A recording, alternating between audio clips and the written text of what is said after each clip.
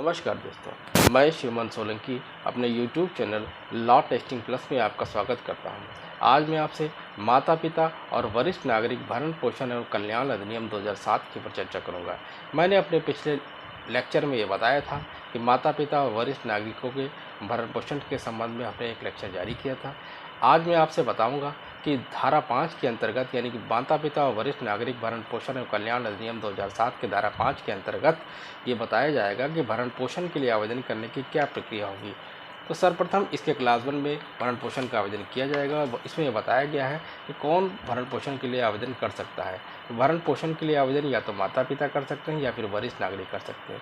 अगर वो लोग असमर्थ हैं तो कोई अन्य व्यक्ति या फिर संगठन भी इसका आवेदन कर सकता है, या फिर ट्रिब्यूनल यानी कि भरण पोषण माता पिता और वरिष्ठ नागरिक के भरण पोषण के लिए एक ट्रिब्यूनल भी बनाया गया है और ट्रिब्यूनल सु मोटो यानी कि स्वतः संज्ञान भी कर सकता है इस तरह के आवेदन का। यहाँ पर जो संगठन की बात कही कि संगठन वही होगा जो सोसाइटी रजिस्ट्रेशन एक्ट 1860 के अंतर्गत जो होंगे, जो स्वैच्छिक संगठन होते हैं वही संगठन, पूरी संगठन की बात की जा रही है। क्लास 2 में अंतरिम भरण पोषण की बात कही गई है। यहाँ पर यह बताया गया है कि यदि कोई व्यक्ति भरण पोषण के लिए क्लास 1 में आवेदन करेगा तो भरण पोषण के आवेदन के पेंडेंसी यानी कि अगर जब तक उस आवेदन का अंतिम रूप से निस्तारण नहीं किया जा सकता है तो क्लास 2 में इसको अंतरिम भरण पोषण की व्यवस्था भी माता पिता और वरिष्ठ नागरिकों के लिए की गई है। और ट्रिब्यूनल जो होगा ऐसी जांच करने के बाद पश्चात ये निर्देश दे सकता है कि दौरान मुकदमा जो है माता पिता और वरिष्ठ नागरिक को अंतरिम भरण पोषण की एक निर्धारित राशि दी जाए।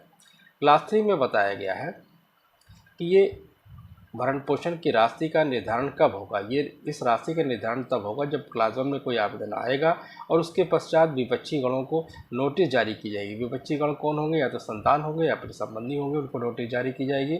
नोटिस को मिलने के पश्चात जब विपक्षी गणों को सुनवाई का एक अवसर दिया जाएगा कि वो अपने पक्ष में अपनी बात को कह सके, और जब वो उस अवसर को प्राप्त कर लेंगे और उसके बाद जो है ट्रिब्यूनल जाँच करेगा और जाँच करने के पश्चात इस आवेदन का निस्तारण करेगा।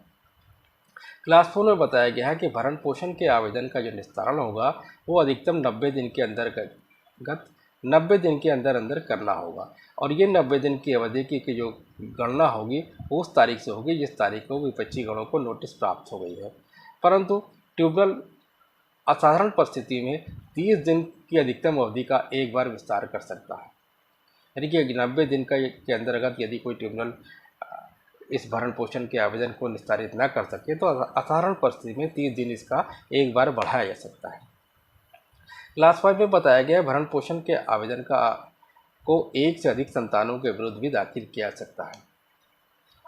इसमें वो संतान भी अन्य संतान को पक्षकार बना सकते हैं। क्लास 6 में बताया गया है कि अगर भरण पोषण को जो आवेदन है 2 संतानों के विरुद्ध या फिर 2 संबंधियों के विरुद्ध किया गया और उनमें से किसी एक की मृत्यु हो जाती है तो अन्य को भरण पोषण देने के दायित्व से उन्मुक्ति नहीं प्राप्त होगी। क्लास 10 में बताया गया है कि भरण पोषण का जब आदेश दिया जाएगा तो ये उसमें आदेश में स्पष्ट किया जाएगा, ये आदेश भरण पोषण का जो आदेश है वो आदेश की तारीख से दिया होगा या फिर भरण पोषण के आवेदन की तारीख से दिया होगा। ये भरण पोषण के आदेश में ट्रिब्यूनल को स्पष्ट रूप से लिखना पड़ेगा।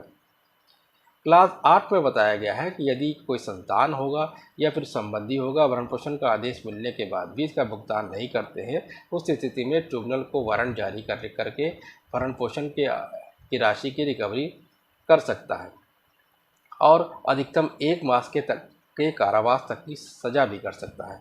परंतु इसमें एक शर्त यह है कि जब भी इस तरह की रिकवरी वारंट जारी किया जाएगा तो भरण पोषण की जो राशि होगी उस राशि का भुगतान के 3 महीने के अंतर्गत यदि कुछ भरण पोषण की कोई राशि निर्धारित कर दी गई है और 3 महीने के अंदर उसका भुगतान नहीं किया गया है तो 3 महीने के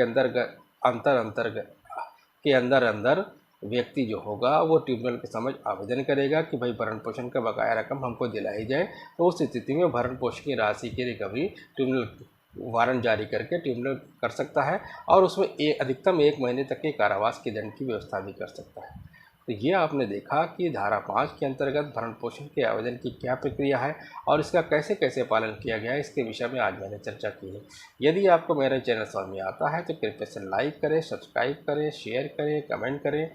भरण पोषण से संबंधित यानी कि माता पिता और वरिष्ठ नागरिक भरण पोषण और कल्याण अधिनियम 2007 से संबंधित अन्य सेक्शन के ऊपर मैं अपनी आने वाली लेक्चर सीरीज में चर्चा करूंगा। यदि आपको मेरा चैनल समझ में आता है तो कृपया लाइक, सब्सक्राइब, शेयर, कमेंट अवश्य करें। तब तक के लिए जय हिंद, जय भारत।